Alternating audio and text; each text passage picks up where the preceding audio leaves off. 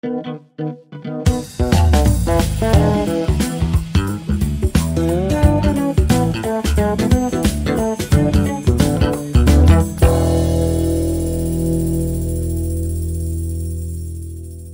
l'heure de Parle, jase. Bon mercredi. Bienvenue en ce mercredi 12 novembre.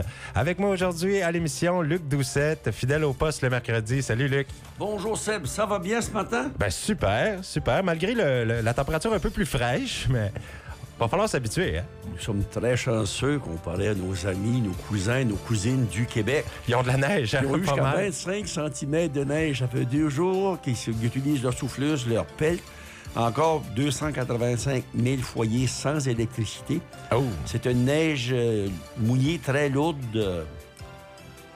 Nous sommes chanceux. Ben oui, le nord de la province doit avoir eu quelques flocons, hein, par contre. Oui, ils ont eu quelques centimètres de neige. La semaine dernière, la région de Chaleur, Bathurst, Petit-Rocher, il y avait un beau tapis blanc, là. Mais c'est pas... Après, c'est rendu 10 heures, le soleil était sorti, donc il n'y avait plus de neige du tout. Mais... on ne se plaint pas. Moi, j'aime l'hiver. Je sais pas, tu t'appelles l'an passé, Zachary, dans l'entrevue, puis tu es tout surpris de dire que lorsque j'ai dit que j'aimais l'hiver, puis il dit, je ne comprends pas que mon ami Luc aime l'hiver.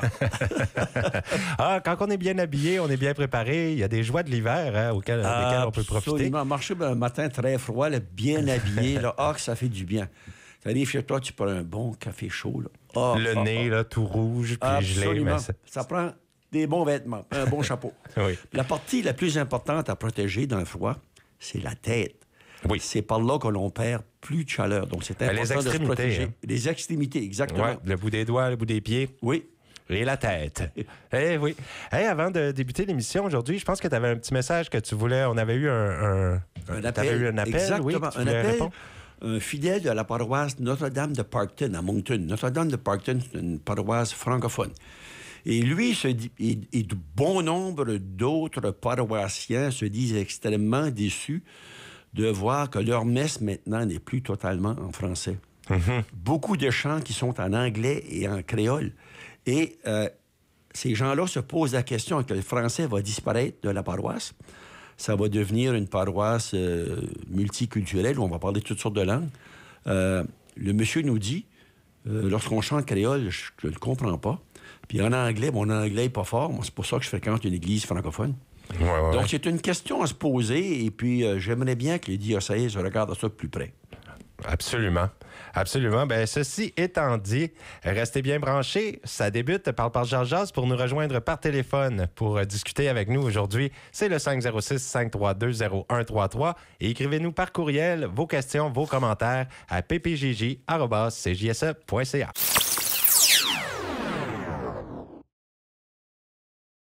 Bienvenue à Parle, jase en ce mercredi 12 novembre, le lendemain du jour du souvenir. Luc Doucette qui est avec moi aujourd'hui pour discuter de toutes sortes de sujets d'actualité. Mais le jour du souvenir, hier, encore une fois, ça a été célébré par des centaines de personnes en Atlantique.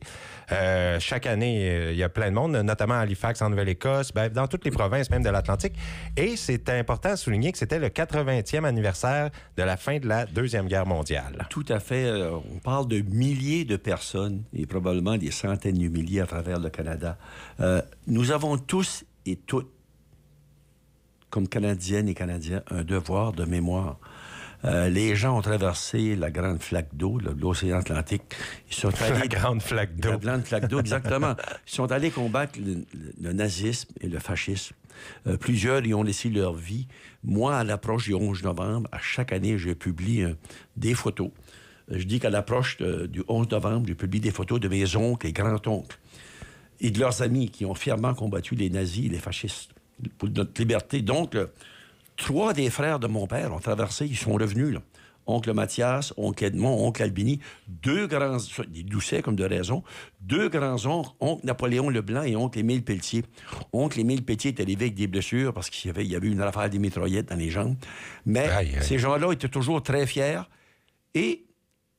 ce que j'ai trouvé très malheureux, ils ne voulaient jamais parler de ce qu'ils ont vu, ce qu'ils ont vécu. Pourquoi? Parce qu'ils ont sûrement été traumatisés, puis ces gens-là étaient au front, là. Ils ont combattu. Ils ont perdu des amis, donc...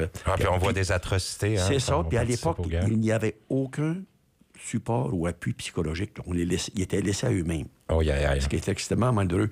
Mais ce que je trouve très bien présentement, c'est que l'on voit des jeunes. On voit des jeunes cadets, des hommes, des femmes, des jeunes cadettes, des jeunes cadets. On voit des jeunes enfants qui sont là, qui participent aux cérémonies. Oui. Et, comme je disais tout à l'heure, il faut toujours s'en appeler. On n'est pas à l'abri qu'il y ait une autre guerre. Et ces gens-là ont fait des gros sacrifices pour nous défendre, pour éviter que la Terre soit dominée par des méchants. Parce qu'on parle des nazis et des fascistes. On peut pas les mettre dans les gentils. Non. Pas du tout. Et puis, on nous dit, Anciens combattants Canada estime qu'il reste là, cette année 3691 vétérans canadiens de la Seconde Guerre mondiale. On en a plusieurs en Atlantique, des méchants de 102 ans, de 103 ans, 107 ans. Il y a aussi des femmes qui ont traversé l'Atlantique. Absolument. Parce qu'il y a des femmes de notre région, du nord de la province, là, je me souviens, japonais, que la femme avait été... Elle travaillait même si elle n'était pas formée comme infirmière, elle était sur les champs de bataille, elle était là en termes de logistique pour aider à soigner. Ces gens-là aussi, on oublie trop souvent. Comme dans les cérémonies, je ne vois pas souvent qu'on parle de femmes. Lorsqu'on parle de la Deuxième Guerre mondiale, on va parler des femmes qui sont décédées en Afghanistan ou dans d'autres, lorsqu'elle est protéger la paix, sauvegarder la paix, mais des femmes qui se sont rendues outre-mer durant la Deuxième Guerre mondiale, on semble les oublier. C'est très, très important. Oui. Il y avait un rôle important, ces femmes-là. Ah, il y en a plusieurs qui ont joué des rôles extrêmement importants. Puis c'est sûr que le 11 novembre, hier, on parle pas seulement, on se souvient pas seulement de la Deuxième Guerre mondiale, mais il y a la Grande Guerre, la guerre de Corée, la guerre du Golfe, celle de l'Afghanistan que tu as mentionné. Absolument. Dont on se rappelle. Il y a eu beaucoup de monde à l'île du Prince-Édouard hier, des centaines de gens aussi qui se sont rassemblés devant Province House à Charlottetown, le cénotaphe qui célèbre son 100e anniversaire cette année, d'ailleurs, aussi à l'île du Prince-Édouard, qui a pu être rénové juste à temps pour cette cérémonie. Ici, au Nouveau-Brunswick, il y a à noter dans la péninsule acadienne, la ville de Caraquet qui a inauguré une traverse piétonnière. On l'a entendu au bulletin de nouvelles de l'Arcan aujourd'hui, mais pour commémorer les anciens combattants. Alors ça a été fait. À Dieppe, comme tu le disais, les cadets qui sont présents, à Dieppe, ils ont paradé derrière les anciens combattants, les membres des Forces armées. Cérémonie officielle qui a eu lieu au gymnase de l'école Mathieu-Martin. Et aussi à Terre-Neuve-et-Labrador, il y a une cérémonie qui s'est tenue à Saint-Jean, devant le Monument national de guerre de Terre-Neuve. Et le major à la retraite, Michael Pretty, qui a pris la parole pour revenir sur l'importante annonce qui a été faite la semaine passée par un anthropologue médico-légal, une anthropologue, Sarah Lockyer, et que les restes de 4 soldats de l'ancien Dominion de Terre-Neuve ont été découverts à l'étranger. Et puis là, on a fait les procédures d'identification et on est aux premières étapes, mais il y a des petits éléments d'uniforme qui ont été retrouvés sur les dépouilles qui fait qu'on peut confirmer qu'ils étaient des Terre-Neuviens. Exactement. Puis à l'époque, Terre-Neuve était territoire britannique, parce que Terre-Neuve n'a joint le Canada que le 31 mars 1949. Il y avait un régiment spécial qui venait de Terre-Neuve. Au nord du Nouveau-Brunswick, il y avait le North Shore Régiment. Donc, tous les Acadiens et les Acadiennes qui ont combattu, qui ont traversé, comme je disais, la Grande Flaque, qui faisait partie du North Shore. C'est tellement important. Ces gens-là, les Canadiens ont libéré différents endroits. En France, les Canadiens étaient reçus comme des dieux. Moi, j'étais là il y a longtemps passé, puis dès que tu sais que les gens savent que tu es Canadien, ils sont très heureux de te rencontrer, puis ils vont dire ce que les Canadiens ont fait pour eux. La Hollande a été libérée par les Canadiens. En 1992, j'étais en échange scolaire, j'avais accompagné un groupe d'étudiants de mon petit village de Balmoral. Puis on était reçus par la directrice adjointe, le deuxième du jour qu'on était là. Puis on était chez eux, et tout d'un coup, 15 minutes ou 20 minutes plus tard, ça frappe à la porte. Et le monsieur, Marc, il dit « Ah, ça, c'est maman et papa. Ils veulent voir les Canadiens, les Canadiennes. » Et comme de raison, le vieux monsieur, 85, 90 ans, la vieille madame, tellement content, nous serre la main puis nous donne une accolade extraordinaire. Les deux faisaient partie de la résistance française durant la Deuxième Guerre mondiale. Ah oui, hein? J'ai dit « Madame, qu'est-ce que vous faisiez? » Elle dit « Moi, je passe messagère. J'ai traversé les lignes avec mon vélo, puis j'apportais des messages aux Français de l'autre côté, aux gens de la résistance. Et le monsieur dit, on faisait tout ce que l'on pouvait pour emmerder les Allemands. Écoute, couper des tranchées, faire sauter des rails, couper des lignes téléphoniques, dynamiter des ponts. Mais dit, le lendemain matin, il fallait être au travail parce que ça veut dire, c'est peut-être un résistant. Mais autant que ces gens-là puissent aimer les Canadiens, les Canadiennes, autant peuvent pas haïr, détester les Américains. Les Américains sont arrivés là, c'était va comme je te pousse. On volait, on violait, on se pactait, on détruisait des maisons pour voler ce qu'il y avait à l'intérieur. C'est pour ça que les Canadiens ont une si bonne réputation. Absolument, là, les Canadiens, c'était des gens d'honneur. Puis surtout qu'il y avait des francophones. Donc, nos Acadiens du Nouveau-Brunswick, pas t'oublier, les Québécois, sont très, très aimés en Europe. Et pourquoi les Américains, s'ils vont en Europe, ils se promènent avec un sac à dos, avec un petit drapeau canadien? Parce qu'ils ne veulent pas se faire... T'es sérieux? Il y en a qui font ça? Ah oui, absolument. Des Américains qui se font passer pour des Canadiens en Europe? Absolument. Pour être respectés, sans ça, ils disent, les Yankees qui arrivent, les Américains, les méchants Américains. Hey, je sais pas si tu as vu, Luc, mais à l'occasion du Jour du souvenir, hier, Radio-Canada a sorti un article vraiment intéressant sur ce qui s'est passé des réfugiés juifs qui fuyaient les nazis, dans le fond, puis qui ont été enfermés au Nouveau-Brunswick il y a 85 ans de ça. Moi, j'ai lu l'article, j'ai trouvé ça assez passionnant. Faut croire que le Canada a fait des erreurs par le passé. Ça, c'était pas rose. Absolument. Il y a un navire qui est arrivé d'Europe avec des gens qui fuyaient l'Allemagne nazie. Un navire ils sont arrivés à Montréal. Montréal, il a refusé de les laisser descendre. Ils sont allés à New York. Ils ont été retournés en Europe. Et n'oubliez pas, durant la Deuxième Guerre mondiale, il y a eu des Allemands qui ont été incarcérés parce qu'ils étaient d'origine allemande. Il y a eu des gens d'origine italienne qui ont été incarcérés. Les Japonais. Ceux qui ont subi le plus de dommages, de torts, c'est les Japonais, les Japono-Canadiens. Parce qu'il y avait peur qu'ils travaillent pour l'ennemi.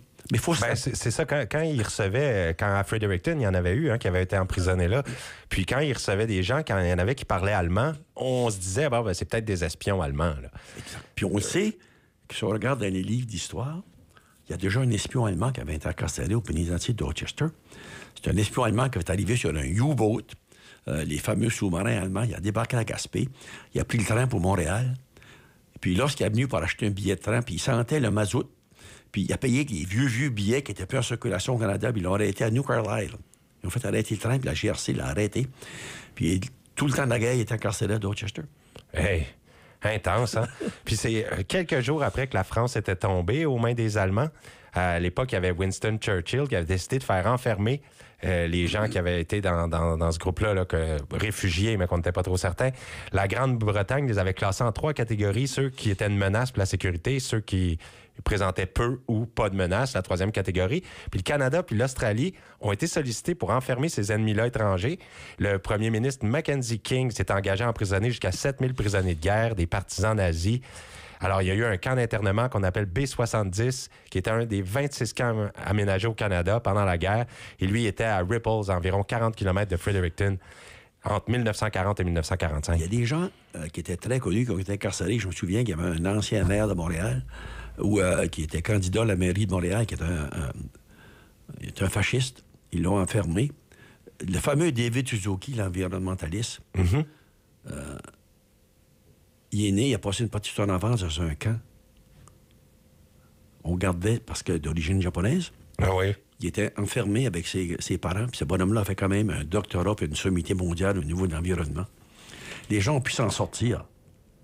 Hey, mais c'était des conditions atroces. Hein? Si on regarde les gens qui avaient été emprisonnés à Ripples, là, ils étaient obligés de travailler 6 jours par semaine. Il fallait qu'ils coupent 2500 cordes de bois dont il y avait besoin chaque année pour chauffer, une 50aine de bâtiments, mais on les payait 20 sous. 20 sous par jour. C'était des camps de concentration, faut se le dire. Directement. Puis il y avait tellement de réfugiés là-dedans qui cherchaient juste... Mais tu sais, les gens, là, à cette époque-là, ceux qui avaient été enfermés, ils s'en étaient pas trop fait. Ils avaient gardé le moral. Il y avait plein de gens instruits là-dedans. Ils continuaient de s'instruire. Ils faisaient des petites écoles à l'intérieur des campements. Absolument. Et ils travaillaient à construire le campement, d'ailleurs. Oui. Et puis, ils ont continué donc de s'instruire. Il y avait plein de musiciens parmi eux. Alors, ils faisaient de la musique, des fêtes, tout ça. C'était une ambiance qui devait être... en tout cas, c'est mieux que la guerre dans leur pays. Donc, eux, ils étaient dans un camp. Absolument. On sait tout ce qui est arrivé à la communauté juive en Europe. Il y a eu 6 millions qui ont été éliminés, tués. Une chose aussi que les gens semblent oublier, c'est que la famille royale hollandaise des Pays-Bas a été réfugiée au Canada durant la Deuxième Guerre mondiale. Ah oui? Et à chaque année, au mois d'avril-mai, la Hollande, les Pays-Bas, envoie une quantité astronomique de tulipes pour remercier le Canada. Il y a aussi, si je me souviens bien, les bijoux de la couronne britannique avaient été transportés au Canada pour être protégés, toujours ayant peur de l'invasion des nazis. On a fait de bien bonnes choses, mais aussi il y a des choses qu'on peut se reprocher que le Canada a fait durant l'époque. Mais c'était l'ignorance des faits. On ne savait vraiment pas. On ne savait pas si c'était des espions ou on ne comprenait pas non plus exactement ce qui se passait avec la guerre à ce moment-là. Mais c'est pas pour excuser non plus le geste là, de les enfermer et de les avoir maltraités moindrement. Le seul vraiment qui disait, écoute, Adolf Hitler, c'est pas un bon bonhomme, c'est un bonhomme qui est extrêmement dangereux, c'était Winston Churchill. Les gens disaient, non, on va lui donner ce qu'il veut un peu, puis il va se tenir tranquille. Chamberlain disait qu'il avait acheté la paix, lorsqu'il a rencontré Hitler. Il dit, non, il n'est pas si pire que ça. Tu sais, les gens n'étaient pas prêts. Les Français avaient fait la fameuse ligne Maginot, impénétrable. Ça a pris 3 jours aux Allemands pour rentrer en France puis conquérir. Il est à Paris 5-6 jours plus tard. Les gens étaient mal préparés. Aujourd'hui, il se passe un petit pet en Allemagne, en Afrique du Sud. Non, mais là, c'est une île du Pacifique. Tout de suite, c'est sur Facebook. Tout de suite, c'est sur les nouvelles. C'est sur CNN. On sait tout ce qui se passe. À l'époque, là, il y avait un journal qui était publié probablement 1 fois par semaine. Dans les grandes villes, 1 fois par jour. Mais c'était rare. On n'avait pas l'information tout de suite sur le bout des doigts comme on l'a, là. C'est vrai? Vraiment. Eh bien, si ça vous intéresse, en tout cas, de voir toute l'histoire là, dont je vous ai parlé, allez voir l'article sur Radio-Canada, c'est vraiment intéressant. Parmi les gens qui avaient été emprisonnés, d'ailleurs, au Nouveau-Brunswick, là, les réfugiés, il y a Griffin Montan qui a souligné le travail d'un chimiste, Frederick Bender, qui, quand il a été libéré, lui a collaboré pour développer un contreplaqué imperméable qui a été utilisé pour la construction des Mosquito, un avion bombardier léger qui a été utilisé pendant la guerre. Il y a aussi le compositeur John Newmark, parce que, comme je te dis, il y avait beaucoup de musiciens. Absolument. Ça se faisait de la musique dans les camps. Et puis lui, John Newmark, a travaillé pour la CBC pendant de longues années. Et puis, il y en a plusieurs aussi parmi les réfugiés qui sont devenus scientifiques et qui ont contribué à la société canadienne. Alors, il faut croire qu'il y avait de la résilience dans ces camps. Là. Absolument. Affiché, j'en ai eu ici, à CJSE, la première page du Moncton Daily Times du 11 août 1937. Ça, c'est juste avant la guerre. Il y a un petit article dans le coin. Là. C'était « Hitler described as a man who simply cannot think ». Hitler décrit comme un homme qui ne peut pas penser. Puis la façon qu'on décrit Adolf Hitler, là, c'est pas loin de ce qu'on voit là, au président du pays voisin. Là. Ouais. Quand même incroyable. Tu m'avais parlé là, que quelqu'un donnait tous les symptômes, ou plutôt les traits auxquels on reconnaît un psychopathe. Ah oui, absolument. Il y avait 9 des 10 traits, je crois. Là. C'est très clair. Écoute, il y a une personne qui a fait, je pense, un arrêt cardiaque tout près de lui il y a 2 semaines. Il a continué sa marche comme si rien n'était. Tu sais, aucun intérêt. Est-ce que la personne va bien? On a vu Barack Obama, plusieurs années passées, parce qu'une femme a eu une faiblesse. Elle est tombée, il s'est retourné puis il l'a pris dans ses bras. 2 types de personnes complètement différentes. M. Trump se fout de tout, n'a aucun sentiment pour qui que ce soit, sauf sa propre personne. Oui, bien, on va en parler. Puis, s'il y a des gens parmi vous qui veulent recommémorer certaines choses concernant le jour du souvenir, des souvenirs que vous avez à partager, bien, vous pouvez le faire en appelant au 506-532-0133, que ce soit sur ce sujet. Mais on va parler un petit peu aussi de politique américaine. Je voulais que tu me donnes ton avis, Luc, sur pour les grâces présidentielles là, que Trump accorde à 77 personnes qui ont été impliqués dans la tentative d'insurrection, là, d'invalider les résultats de la présidentielle en 2020. Donc, on gracie du monde, mais c'est même pas des gens qui ont fait un crime au fédéral, donc ça n'a pas rapport à la grâce présidentielle, mais on la donne quand même. C'est à titre symbolique. Chaque État a ses propres lois, donc peuvent continuer à poursuivre ces gens-là. Il ne faut pas oublier que le président américain va aussi gracier tous ceux qui avaient attaqué le Capitole. Oui. Il y a des policiers qui sont morts, il y a des gens qui sont morts. Il a gracié tous ces gens-là, les Oath Keepers. Écoute, entre bandits, là, ces gens-là se connaissent et s'appuient. Il a aussi gracié un milliardaire qui avait fraudé à gauche et à droite. Ouais, ben, je pense que le prochain pardon présidentiel, c'est peut-être Ghislaine Maxwell. Ah non, non. À moins qu'il décide de l'extrader. Mais là, t'exagères. Je peux pas croire là, qu'on a aller d'une prison sécurité minimum. Elle a de la sécurité autour d'elle pour s'occuper d'elle, pour s'assurer qu'elle ne soit pas dérangée. Apparemment, qu'elle a un menu très spécial. Ouais. Aïe aïe! Mais ça n'a pas de sens. Juste quand on a vu les reportages là, Epstein, Filthy Rich sur Netflix, puis on sait qu'elle est impliquée directement là, dans le recrutement des jeunes filles. Absolument. On va aller prendre un appel, Luc. Parle, Jazz, on vous écoute. Allô? Allô? juste un petit commentaire sur, vous parliez, les Japonais n'avaient pas été bien traités par les sites. Je suis 100% d'accord avec ça. Il y avait du monde par les sites quand ils étaient dans les prisons japonaises. Ils étaient à Hong Kong quand Hong Kong a tombé. Puis après avant qu'ils aient été libérés, ça faisait 2 jours que les Japonais s'avaient sauvés. Puis il n'y a pas un d'eux qui a sorti de la prison. Ils étaient pas mal maltraités. Vous parliez du passé, le futur, où le présent est resté. Puis moi, ça qui me concerne, puis comme un criminel se donne la permission. Hein. Puis Register, si vous regardez les bottes qui se faisaient blouer en dehors de Venezuela, comme il n'y a pas de trial, si tu serais appris à dealer de la dope aux États-Unis, probablement tu aurais beaucoup de jail, mais tu n'aurais probablement pas la mort. Puis il y a ces bottes-là, c'est des pêcheurs. Il y avait un botte de pêche de Colombie, puis un autre botte de pêche. Une femme qui disait son frère était un pêcheur sur un des bottes, puis ça fait tuer. Puis il n'y a rien pour arrêter ça. Vous avez parfaitement raison, ces attaques-là se font dans les Caraïbes, en eau internationale. Là. C'est même pas sur le territoire américain, puis ils font la même chose au Pacifique. Ils disent que c'est des soi-disant trafiquants. Il y en a qui sont là peut-être, mais ils n'ont aucune preuve qu'ils le sont. Et même les Américains en ont repêché un. Qu'est-ce qu'ils ont fait? Ils l'ont ramené au Venezuela. Donc, si ça avait été un trafiquant, là, il l'a ramené aux États-Unis pour l'accuser. Là. Voyons donc. Écoute, là, il a envoyé 2 gros navires de guerre là, aux Caraïbes, au large du Venezuela, son porte-avions, des hélicoptères de combat. Je comprends que le Venezuela peut avoir peur, là, puis il veut en train de s'assurer que l'armée est présente, puis soit mobilisée pour voir qu'est-ce que l'on fait. Mm-hmm. Vous, au téléphone? Le Venezuela, aujourd'hui, a mobilisé 200 000 hommes pour se préparer. Puis, je crois que... il faut que tu gardes... Si quelqu'un joue ses cartes, tu gardes les cartes qui tiennent sur la table. Puis, moi, je crois que les Américains se préparent pour invader Venezuela. Ça ressemble à ça, hein? C'est Absolument. inquiétant. Qu'est-ce que là, présentement? Il y a le porte-avions Ford. Il y a 9 escadrons de l'armée de l'air. 2... des destroyers avec des missiles, le USS Bainbridge et le USS Manhattan, et avec des forces de défense et d'attaque, avec le USS Winston Churchill. Ah ouais, tu te mets à la place du Venezuela, tu vois ça arriver, c'est une déclaration de guerre, pratiquement. 4000 marins. Pourquoi? Parce que monsieur, le président du pays, notre pays voisin, n'aime pas le président vénézuélien qui lui tient tête. Mm-hmm. On revient vers vous au téléphone. Un dernier mot? Moi, là où je garde ça aux États, c'est des criminels. Comme ces actions-là, là, c'est juste meurtre au premier degré. Comme il n'y a pas de trial, il n'y a pas de preuves qu'ils sont des trafiquants. Ils sont pas même proches des États.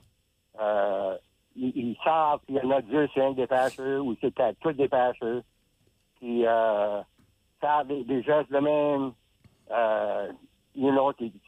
Tu peux pas juger, mais c'est la même affaire que ce qui a été en Gaza. C'était tout backé par l'armement des États puis l'argent des États. Moi, je garde l'argent. Je parle des fois de la dette du Canada. Pour 1 an, les États vont faire 1,7 trillion de déficit, juste dans 1 an. Ça va venir que leur argent va valoir rien. Techniquement, là, elle vaut rien, ça. Ça leur ferait un pied de nez, hein? Ouais.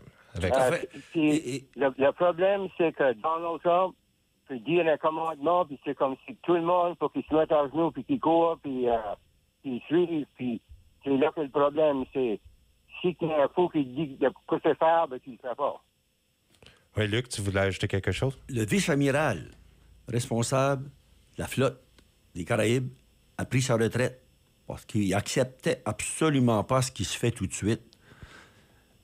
Écoute, à un moment donné, lorsque M. Trump, j'ai nommé son nom, d'habitude, je disais, je ne voulais pas le dire, a rencontré les amiraux et les généraux il y a 1 mois, il y a eu 0 applaudissement.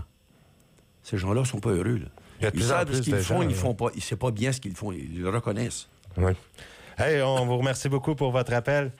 OK, vous êtes bienvenus. Oui, à bientôt. On reparlera.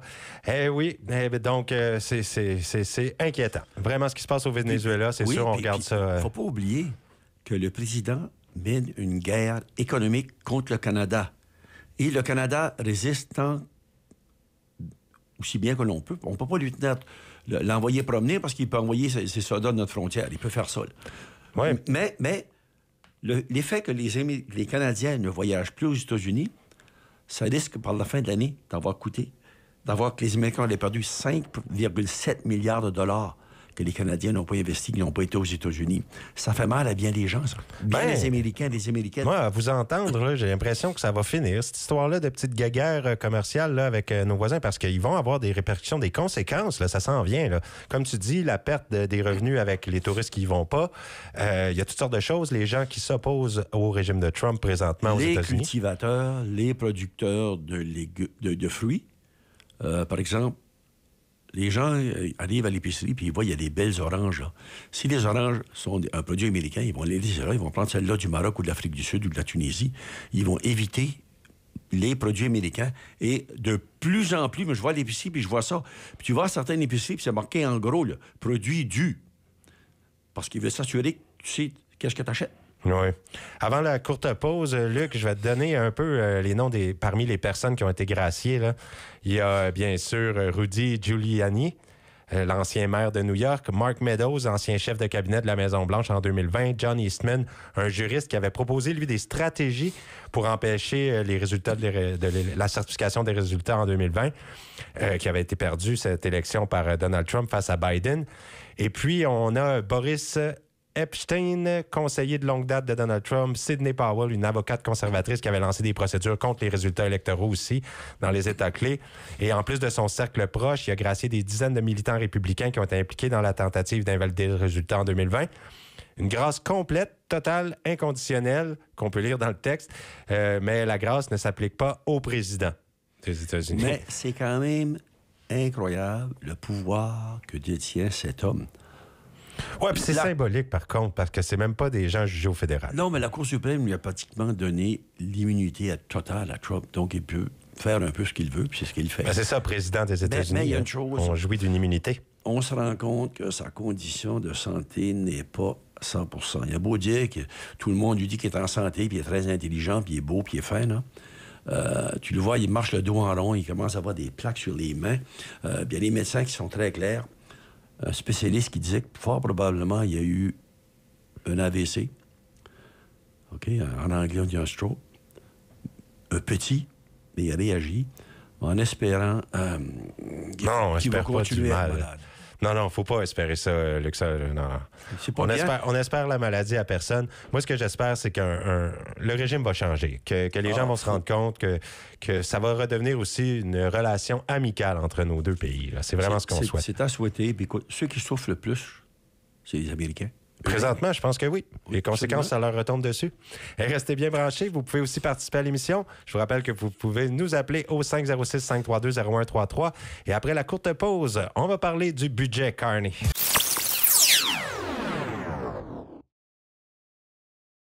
Vous écoutez Parle, jase.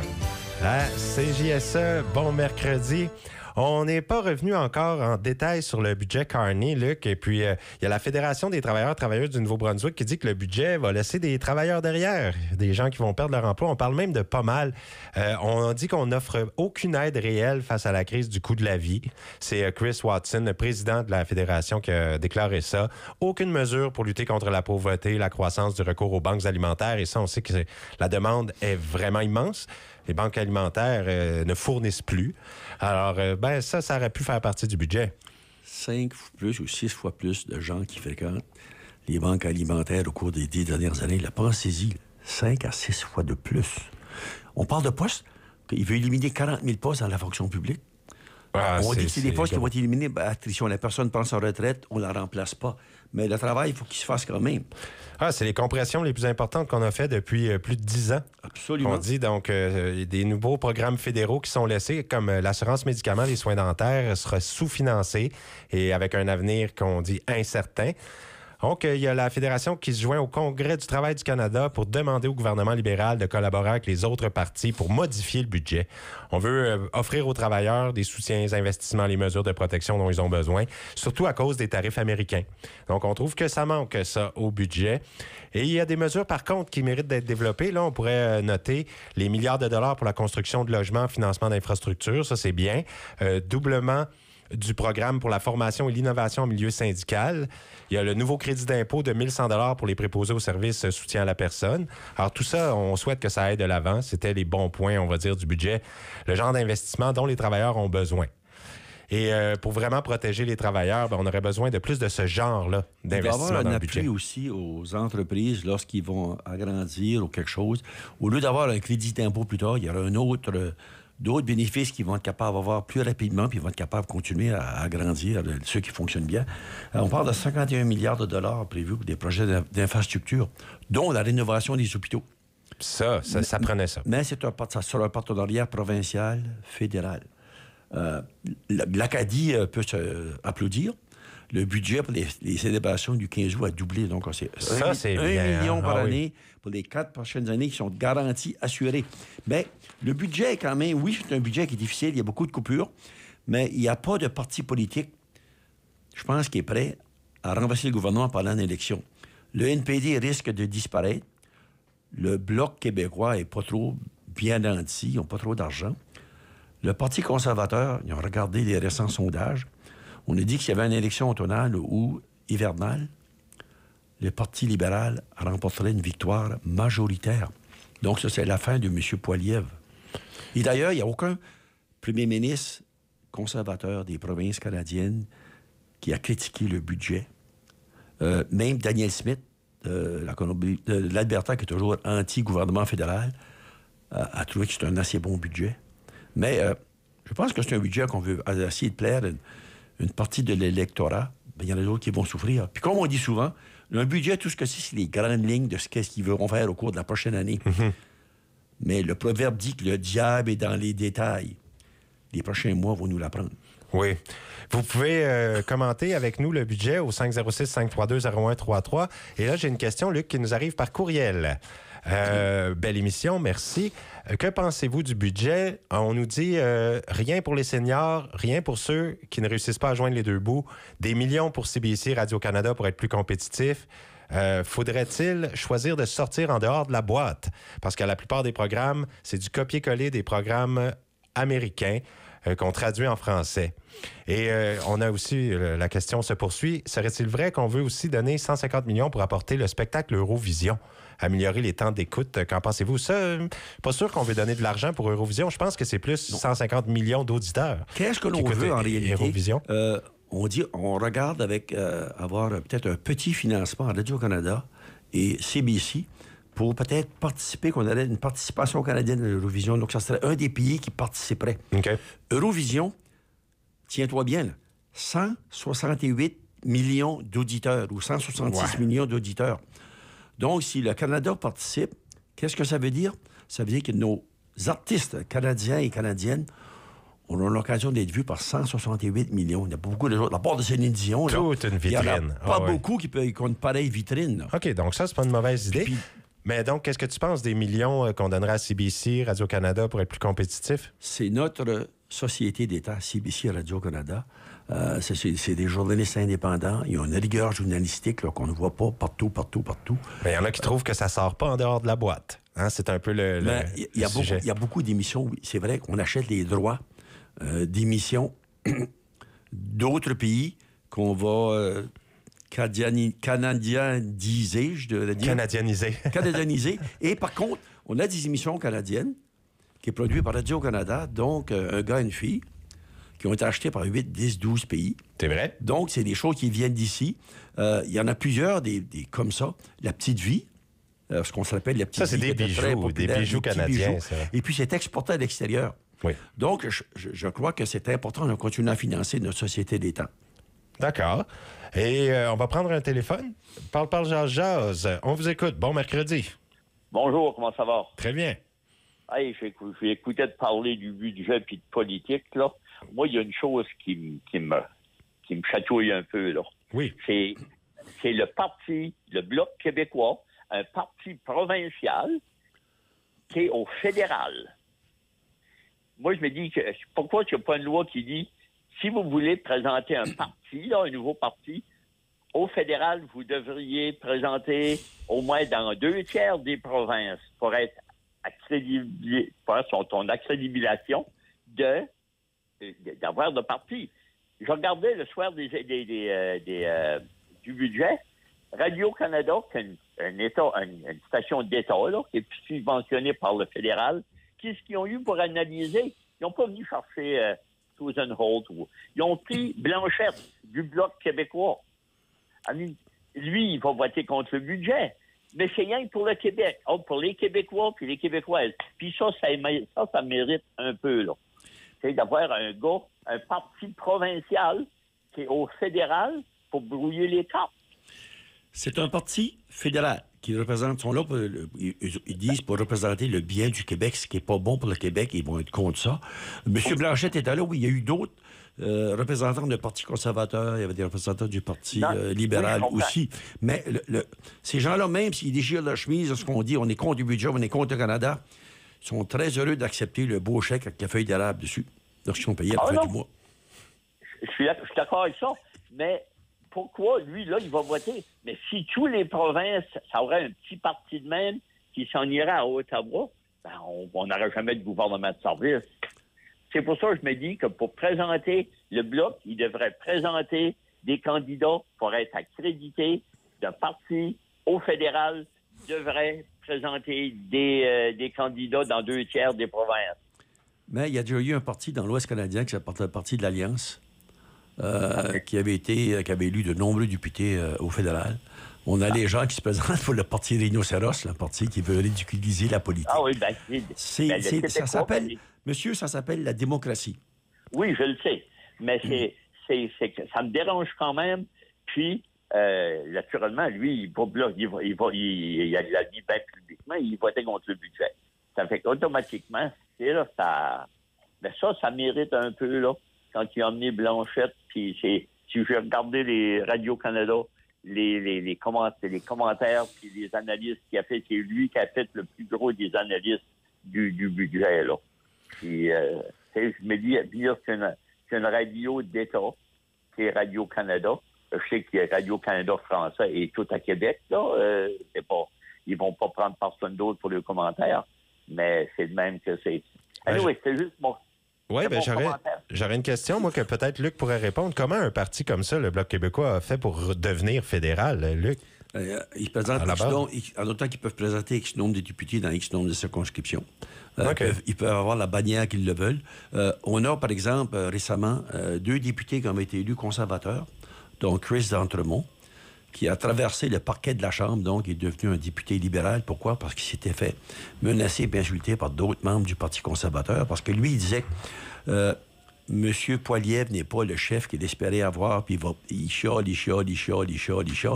Il n'apporte jamais de solution ou quoi que ce soit, puis il essaie de détruire le Canada plutôt que de l'aider. Et l'autre député, lui, il y a eu, lui aussi, des menaces. Des fois, c'est des menaces qui rentrent par Internet. Les gens sont très braves, parce qu'ils tapent sur leur clavier, puis envoient des menaces. Il a décidé de se retirer complètement. Il devient député indépendant, puis il se présentera même pas aux prochaines élections. C'est triste à voir que ça se passe au Canada. Puis très régulièrement, on voit que des élus fédéraux, provinciaux, municipaux se voient harcelés et menacés. On a ça au Nouveau-Brunswick aussi. Oui. C'est inacceptable. Tu n'es pas obligé d'être d'accord avec ce qui se passe, mais tu ne fais pas de menaces. Mais vous, au téléphone, je viens de recevoir un courriel qui est d'accord avec vous. Quelqu'un qui nous dit 100% d'accord pour le Parti Bloc québécois ne devrait pas pouvoir parler pour le reste du Canada. Non, c'est vrai. Ça sonne le même son de cloche que vous, là. Oui, puis moi, c'est un député change de parti. Il est dans les partis traditionnels, là. Il n'est pas... Chris d'Entremont n'aurait pas été traversé pour y aller avec le Bloc, là. Il a traversé parce que le Parti conservateur, avec le leadership de Poilievre, c'est vrai que, tant qu'à moi, avant la fin, il y en a plusieurs qui auront changé de place parce qu'il n'est pas le groupe pour être là. Mais ça, c'est une autre affaire. Mais que lui a décidé parce que c'était mieux pour ce que lui voulait dire. Il n'était pas d'accord avec son chef, ben il a dit on va changer de bord. Comme Gauvin a fait avec Higgs. Exactement. Ça a laissé, puis parce qu'avec Higgs, il n'y avait rien à gagner, il n'y avait rien, ça faisait pas de sens. Ça fait qu'il a traversé avec le libéral. Bon, mais ça c'est bon. Ça, j'ai rien contre ça. Mais c'est que ce que j'ai contre, c'est le Parti québécois qui parle seulement pour les Québécois, qui fait la bisbille dans le reste du Canada. Là. Il y a un parti fédéral. Puis ça mérite un peu. C'est ça qui était mon raisonnement matin. Ben, merci beaucoup. Merci beaucoup de l'avoir partagé avec nous. OK, ça va. Bonne journée. Oui, et puis, c'est ça. C'est certain que c'est un pensez-y bien. J'avoue que c'est un parti qui est vraiment une voix du Québec, mais qui est au fédéral, et puis ça peut déranger les gens. Ici, au Nouveau-Brunswick, il y a une trentaine d'années, 40 ans, on a un parti qui s'appelait le CORE, Confederation of Regions. C'est un parti anti-bilinguisme, anti-francophone. Ouais. Puis il s'est présenté. Il n'était pas partout dans la province. Il n'avait pas que se soit présenté à la Acadienne ou le Parti CORE. Et puis, il y a eu l'alliance des gens du Nouveau-Brunswick, Chris Torson et compagnie, encore une fois, anti-bilinguiste, anti-francophone. Encore là, ils n'ont pas été partout dans la province, mais ils ont été quand même élus. Ils ont quand même élu 3 députés, que M. Higgs était très heureux d'en accueillir 2 dans son parti. Faut pas oublier que M. Higgs aussi s'était présenté à la chefferie du Parti CORE. Oui, on voyait ses couleurs. Non, c'est très clair. C'était pas caché, ça. Mais c'est, comme je dis souvent, c'est la démocratie. Et Winston Churchill disait bien, la démocratie, c'est un très mauvais système politique, mais c'est quand même le meilleur que l'on connaît. Absolument. On prend une courte pause et on poursuit notre discussion sur le budget. Vous pouvez nous rejoindre au 506-532-0133 et par courriel à ppjj@cjse.ca. Merci de participer avec nous.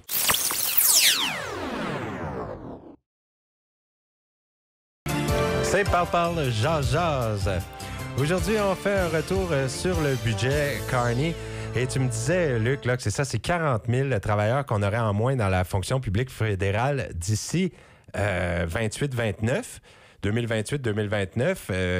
On aurait 40 000 travailleurs en moins qu'en 23-24. Et si on compare à partir de mars cette année, ce serait 16 000 postes en moins. Au Nouveau-Brunswick, il y a 13 000 fonctionnaires. C'est un des plus hauts taux de fonctionnaires par habitant au pays. Soit dit en passant, il y en a peut-être qui vont trouver que c'est trop, justement. Mais l'inquiétude est pas mal présente, surtout à Shediac, Miramichi, Bathurst. C'est des grands centres avec beaucoup de fonctionnaires. Et puis là, on pourrait perdre beaucoup d'emplois. Absolument. Mais qu'est-ce que j'ai su? Parce que j'ai parlé quand même à des fonctionnaires fédéraux. Ils m'ont dit, on était rassurés. Les gens qui ont des postes à temps plein, permanents, vous ne perdrez pas vos jobs. Ouais, c'est ça. Si quelqu'un prend sa retraite, on va essayer de ne pas le remplacer. Il y a peut-être des surnuméraires, des gens qui sont embauchés à certaines périodes de l'année, qui ne seront peut-être pas embauchés, ils vont peut-être essayer d'en faire autant avec moins. Donc, oui, il y a une crainte à avoir, mais si on fait ce qu'on nous dit, de la façon qu'on a dit qu'on allait le faire, ça fait encore beaucoup moins peur. Mais on a dépendu beaucoup de l'emploi fédéral pour stimuler la croissance de l'économie là, dans les dernières années, même les dernières décennies. La dernière décennie ici au Nouveau-Brunswick. Mais il ne faut pas s'attendre à ça pour les années qui s'en viennent. Là, ce qu'on peut voir, il y a Alex Silla, le vice-président exécutif national de l'Alliance de la fonction publique du Canada, qui a critiqué le budget. Lui dit que c'est déplorable, que plusieurs communautés dépendent des emplois et de l'économie qui sont créés par la fonction publique fédérale, alors que c'est aberrant de couper là-dedans. Et Dominique Leblanc, député de Beauséjour, ministre du Commerce intérieur, fait le service après-vente du budget de son gouvernement et lui se veut rassurant.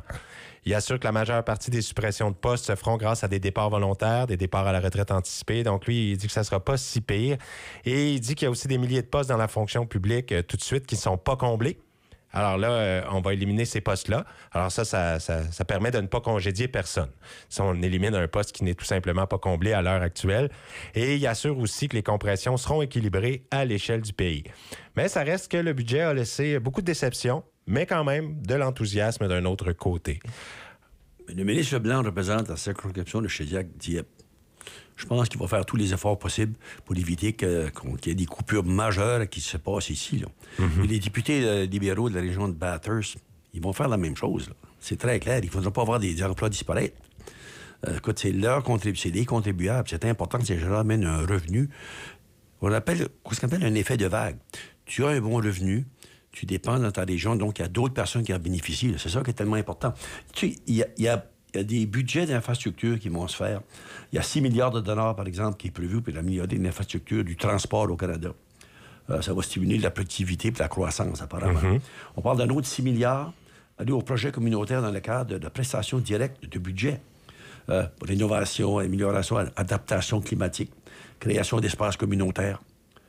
Les autres infrastructures, 27,8 milliards pour les routes, les ponts, l'approvisionnement en eau, permettant de répondre aux besoins des nombreuses villes. 1,5 milliard de dollars pour la recherche et le développement. On peut pas...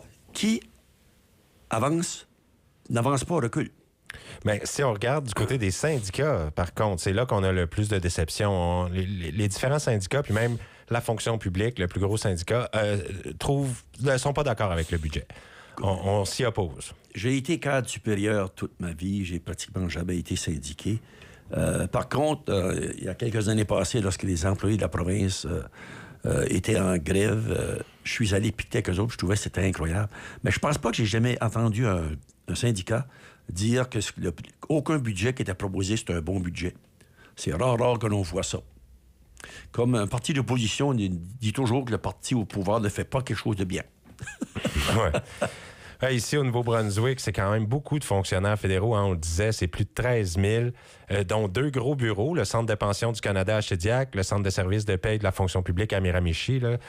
C'est beaucoup de postes, là. Puis la province compte plus de fonctionnaires fédéraux que Nouvelle-Écosse et Saskatchewan, et presque autant qu'au Manitoba, qui a une population plus grande. Ah, absolument. Donc, c'est peut-être normal qu'il y en a beaucoup qui vont être coupés ici. Là. Le Centre des pensions ici à Shediac, n'oubliez pas, c'est le Centre des pensions pour tous les fonctionnaires fédéraux, tous les employés fédéraux. Là. Les centres de pension, c'était chez Shediac. À Miramichi, il y avait le centre pour les armes à feu, là aussi, c'est très important. Bathurst, OK, le Service Canada est très, très important, là aussi. Là. On a un autre appel, Luc.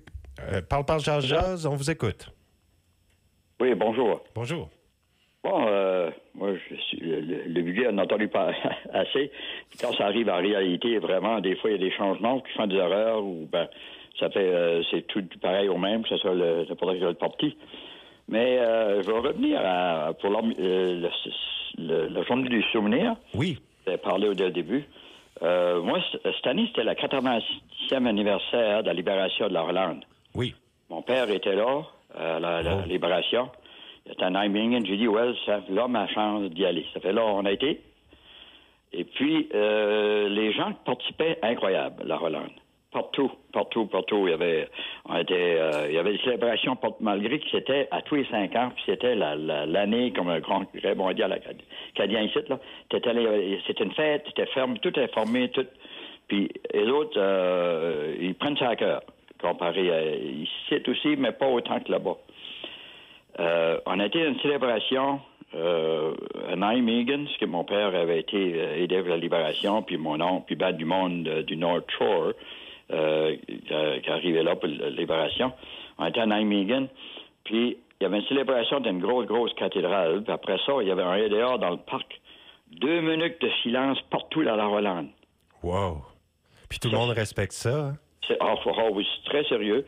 Puis à tous les ans, c'est célébré, mais à tous les 5 ans, c'est plus gros. C'est une grosse fête partout. OK. J'étais vraiment impressionné par ça. Et ici, ici, il y a des belles célébrations. Moi, j'ai jamais manqué de célébration du jour du souvenir, à part que hier, à cause d'une chirurgie dans mon genou. J'ai resté en arrière.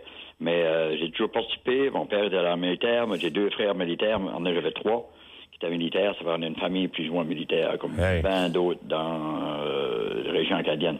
Je voulais vous envoyer un grand félicitations, un grand merci pour votre service familial, on va dire, là, mais pour tous ceux qui ont participé dans votre famille, c'est impressionnant. Oui, j'ai presque été, moi aussi, mais ils ont changé les idées avec un temps de Pierre Trudeau. Quand j'étais pas appliqué, ça prenait une 12e année. Moi, j'étais sortant, j'y allais à moins une 12e année. Mon viré de beau, ils ont retourné à l'école. Je recule 35 ans en arrière. 1990. J'étais conseiller municipal au petit village de Balmoral, dans le nord de la province, comté gauche tout près d'Alousie, Hamilton. On reçoit une lettre de la Hollande, des Pays-Bas. OK, on regarde à ça. On confie le dossier, je regarde à ça. Ça disait qu'il y avait un soldat canadien qui était décédé lors de la libération de la Hollande. Puis il venait de découvrir que c'était un monsieur de Balmoral. Il y avait le nom. Est-ce qu'on pourrait bien trouver s'il y avait encore de la famille, on aimait communiquer avec ces gens-là? Pour les remercier pour le sacrifice que ce jeune homme-là avait fait pour eux. C'est quand même incroyable. Là. Tu parles de 1990, puis la Hollande a été libérée en 1945. 45 ans plus tard, on veut dire merci aux membres de la famille. Regarde, vous avez perdu un frère, tu sais, là. Ah oui. Mais on est là, on vous oublie pas. Pour eux autres, là, ce village-là, ou cette petite ville-là, lui, c'était le héros qui avait été parachuté avant l'arrivée des forces canadiennes pour libérer, pour faire du travail de sabotage, ces choses-là, avec des résistants hollandais. On revient vers vous au téléphone?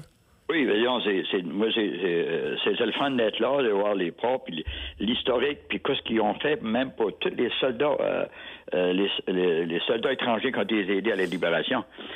Il y a une compagnie de taxi d'Angleterre qui a conduit pour pas de charge les vétérans de l'Angleterre jusqu'à la Hollande en taxi. Wow! Tu sais, les gros taxis noirs qui ont, là, ça, c'était tout neuf. Les taxis étaient flambant neufs, là. Là. Puis ils ont conduit là, je sais pas, il y avait une dizaine, là. Ouais, dans la parade, ils ont montré, puis ça venait à travers le Canada, à travers le monde, ça venait les soldats, les vétérans qui venaient à travers le monde. C'est une belle expérience. Mais moi, je ne recommanderais pas d'y aller durant les grosses manifestations, les grosses célébrations, parce qu'il y a beaucoup de monde, beaucoup de monde. Il y a des places qui nous recommandaient de ne pas y aller à cause de ça allait être pacté. Mais en Hollande, ça se fait quelle date? Début mai. Le 8 mai. Le 8 mai, c'est le jour de la libération de la fin de la Deuxième Guerre mondiale. Les Allemands ont signé l'armistice le 8 mai. Bon, une chose qu'il faut absolument que je dise avant de quitter, à la Maison du Canada, sur les plages du débarquement, puis le monsieur, par son accent, je pense qu'il vient de la péninsule acadienne. C'est ça. Et puis, il y a, à la Maison du Canada, maintenant, il y a du sirop d'érable qui s'appelle les sirops d'Acadie, qui est là, parce qu'il y a tellement d'Acadiens qui sont morts, là, qui ont défendu. C'est très important que ça soit là aussi. Donc, c'est le Nouveau-Brunswick qui est là, pas le Québec, le Nouveau-Brunswick. Ben oui, le North Shore. Exactement. Il y en a beaucoup. Mon frère était du North Shore, mon oncle, qui était dans les cousins, comme toi, Luc, ta parenté. Ah non, absolument. Mes oncles, mes grands-oncles aussi. Là, ben, mon oncle Leblanc, Napoléon Leblanc, lui, était de Marion Gaspésie. Lui, faisait partie du Royal 22e. Mais les trois autres étaient le North Shore Régiment. Oui. J'ai des belles photos que j'ai publiées sur mon site Facebook, que vous pouvez voir ça. Je vois mes grands-oncles puis leurs amis là, qui sont là. Mais mon oncle Émile Pelletier, je pense que c'est 1941, il envoie une belle photo, puis c'est moi, ma mère avait ça, donc c'est moi qui l'ai hérité. Il s'est écrit en bas, j'ai fait mes Pâques pour le bon Dieu, et j'ai donné mes prières et vos prières pour Dieu. Donc, on voulait dire, je vais être protégé, j'ai fait mes Pâques. Oui.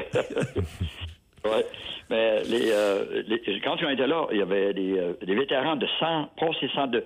Le plus jeune était 94, 95, puis le plus vieux avait 103 ans. Hey, c'est quand même incroyable. Puis c'est tellement important pour eux autres. On les a tellement oubliés longtemps.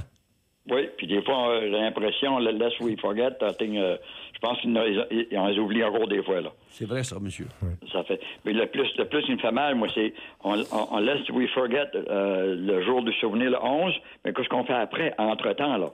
Est-ce qu'ils oublient encore, là?